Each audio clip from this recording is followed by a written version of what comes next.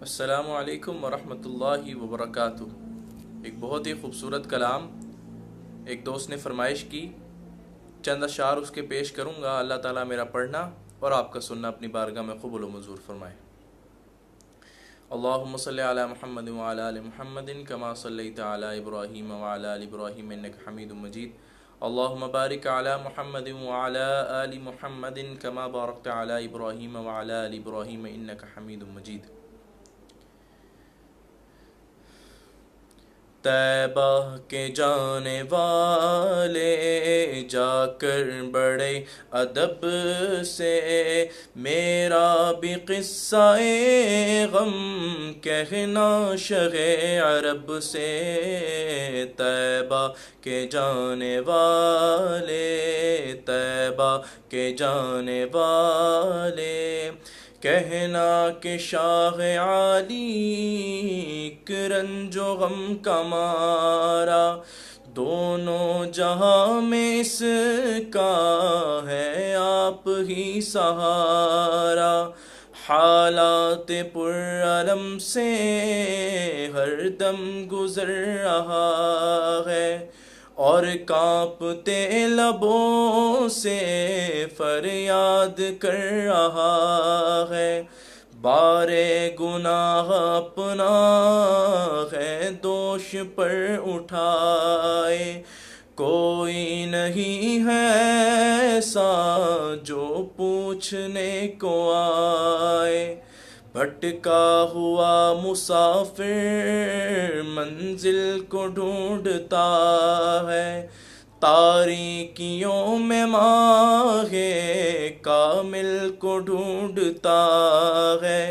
سینے میں ہے اندھیرا، دل ہے سیاہ خانہ، یہ سب میری حقیقت سرکار کو سنانا۔ کہنا میرے نبی سے محروم ہوں خوشی سے، سر پر ایک ابر غم ہے، اشکوں سے آنکھ نم ہے۔ پامال زندگی ہوں، سرکار امتی ہوں، امت کے رہنما ہو، کچھ عرض حال سن لو۔ فریاد کر رہا ہوں میں دل فگار کب سے، میرا بھی قصہ غم کہنا شہ عرب سے۔ طیبہ کے جانے والے جا کر بڑے ادب سے میرا بھی قصہ غم کہنا شہ عرب سے۔ طیبہ کے جانے والے، طیبہ کے جانے والے، اے عازم مدینہ جا کر نبی سے کہنا، سوزے غم الم سے اب جل رہا ہے سینہ۔ کہنا کہ دل میں لاکھوں ارماں بھرے ہوئے ہیں، کہنا کہ حسرتوں کے نشتر چبھے ہوئے ہیں۔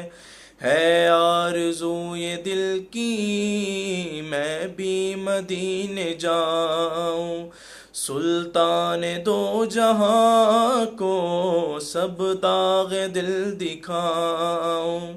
کاٹوں ہزار چکر طیبہ کی ہر گلی کے، یوں ہی گزار دوں میں ایام زندگی کے۔ پھولوں پہ جان نثاروں، کانٹوں کو دل پہ واروں، ذروں کو دوں سلامی، در کی کروں غلامی۔ دیواروں در کو چوموں، قدموں میں سر کو رکھ دوں، محبوب سے لپٹ کر روتا رہوں برابر۔